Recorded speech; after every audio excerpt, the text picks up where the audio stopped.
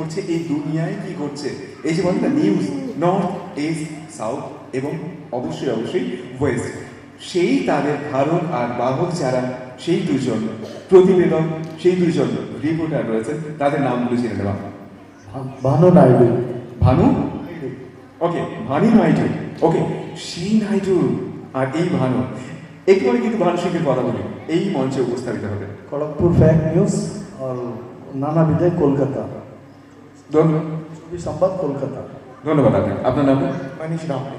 মনীষ রামটে। মনীষ রামটে, আপনাদের অনেক অনেক ধন্যবাদ এরকম অনুষ্ঠান কভার করার জন্য।